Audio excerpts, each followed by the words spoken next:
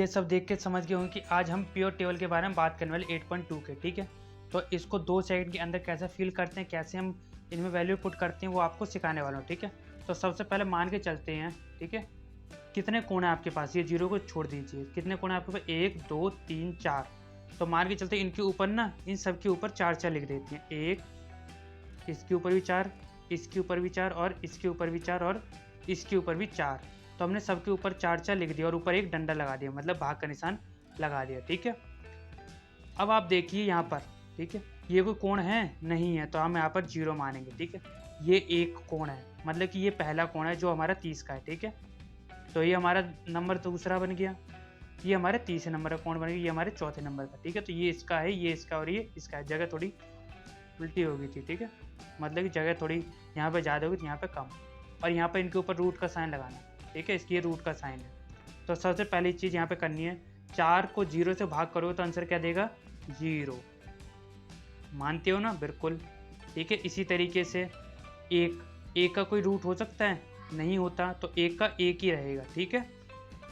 सबसे पहले हमें इसको रूट से हटाना है, ठीक है। तो 4 का कोई रूट होता है, यस, कितना होता है, 2, तो ये रूट हट गया इससे, ठीक है। कैसे, 1 का रूट 1 आता है और 4 का रूट हमने कितना बना दिया, 2। इसी तरीके से इसका रूट, सबसे पहले इसको देखो, ये आपस में कट भी तो रहे हैं, तो ये कट गए, तो यहाँ पर 1 बचा और यहाँ पर 2 बचा, ये 2 और 4 थे ना, वो कट गया, रूट नहीं कटा, ये वैल्यू कटी अंदर की, तो यहाँ पर हमारा 1 रहा, यहाँ पर हमारा 2 रहा, ठीक है। तो देखो 1 का रूट क्या होता है, मैंने बताया था 1 होता है, बट 2 का कोई रूट होता है नहीं, तो इसके ऊपर रूट लगेगा, ठीक है। 1 के ऊपर रूट नहीं लगेगा, लगेगा किस पर, 2 पर। और इसको याद रखना, ये आप पूछोगे 2 और 4 कहाँ गए, ये हमने काट दिए हैं, ठीक है, पर ये रूट नहीं काटा है, तो ये हमने काट के नई वैल्यू दी 1 और 2। तो 1 का रूट होता है, तो हमने ये सिंपल 1 लिख दिया, 1 का 1 ही लिखा, ठीक है।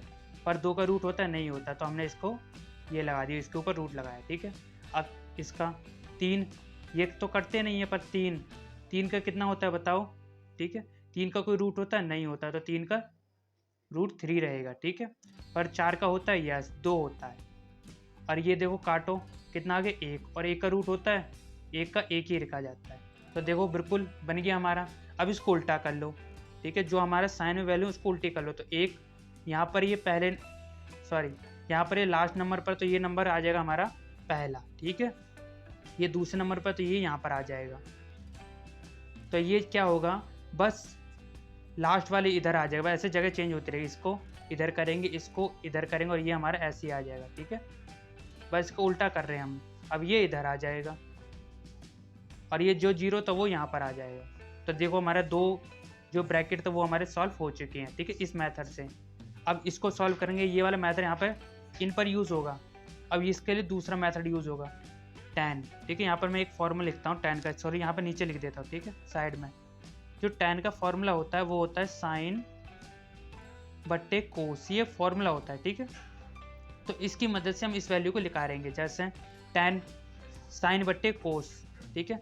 तो tan तो हमने लिख दिया, ठीक है, तो साइन की जगह इसकी वैल्यू डाल दो 0, ठीक है, और tan की जगह इसकी वैल्यू डाल दो, ठीक है, दिखाई दे रहा होगा 0 और 1, मैंने इसकी दोनों की वैल्यू डाल दी इसकी जगह पर, ठीक है।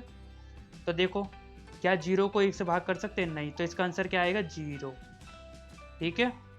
1 को 0 से भाग नहीं करते, इसका आंसर आ गया 0। दूसरी तरफ अगर मैं इसको हटा देता हूँ, ठीक है, हटा दिया, अब tan, अब यहाँ पर देखो, ठीक है, अब यहाँ पर tan साइन की वैल्यू यहाँ पर कितनी है, ये, तो यहाँ पर इस तरीके से वैल्यू पुट कर दो, फिर बड़ा सा भाग का निशान लगाओ, ठीक है, क्योंकि अब हमें नीचे कोस की वैल्यू देनी है, तो दो, ठीक है। ये अब देखो ये इधर है और ये इधर है, तो ये कट जाएगा, 2 इसका 2 और इसका 2 क्या हो गया, कट गया नीचे का, ठीक है, क्योंकि ये भी नीचे और ये भी नीचे है, तो इसलिए कई ये दोनों नीचे नीचे वाले कट गए, बट ऊपर वाले नहीं कटे। तो ये ऊपर क्या है, 1, ठीक है, और नीचे क्या बचा, √3, तो ये √ नीचे ही लिखा जाएगा, ठीक है।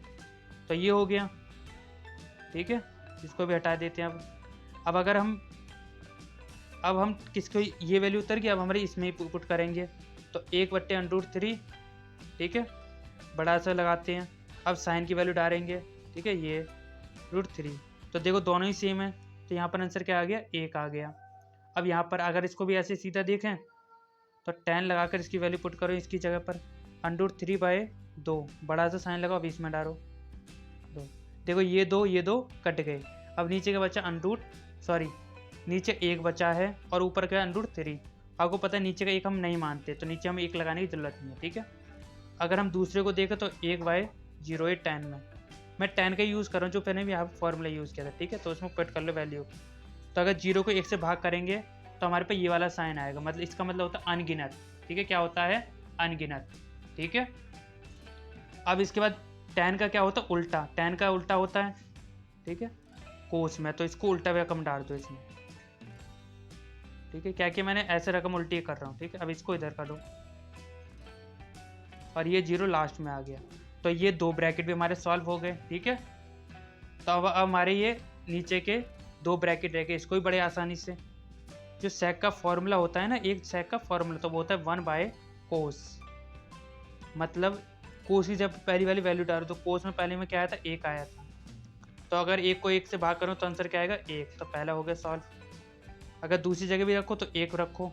दूसरी जगह पर कोस की वैल्यू कितनी आई थी? देखो चेक करो, ये वाली वैल्यू आई थी, तो इसमें इसको पुट करो, ठीक है। अब कैसे? अब याद रखना ऊपर 1 रहेगा, इसको मैं ऐसे सॉल्व कर रहा हूँ दूसरे तरीके से। तो मैं गुणा का निशान लगा रहा हूँ, मैंने ऊपर वाले 1 यही रख दिया, ठीक है।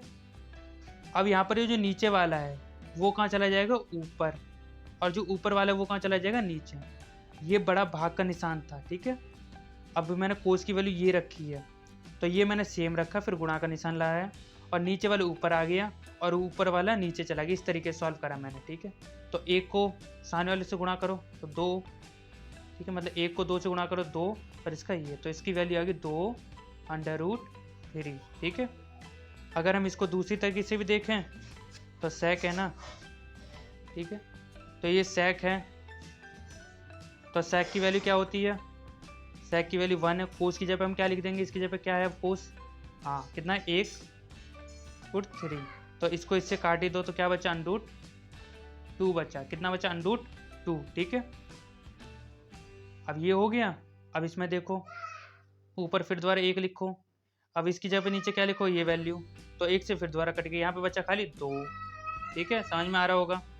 फिर दोबारा सेक का देखो, अब सेक का क्या है? 1/कोस में वैल्यू क्या दे रखी है? 0। तो पता है 0 को अगर इससे भाग करो तो क्या आता है? अनगिनत, मतलब ये वाला साइन, ठीक है। अब इसका उल्टा कर लो, ये कहाँ चला गया? यहाँ पर, ठीक है। ये कहाँ चला गया? यहाँ पर। ये कहाँ चला? अंडर रूट यहाँ पर। ये 2√3, ठीक है। यही मैंने बस लाइन थोड़ी को गलती कर दी थी यहाँ पर, ठीक है। और 1 का 1 रहा यहाँ पर। तो इस तरीके से हमारा प्योर टेबल कंप्लीट हो चुका है, ठीक है।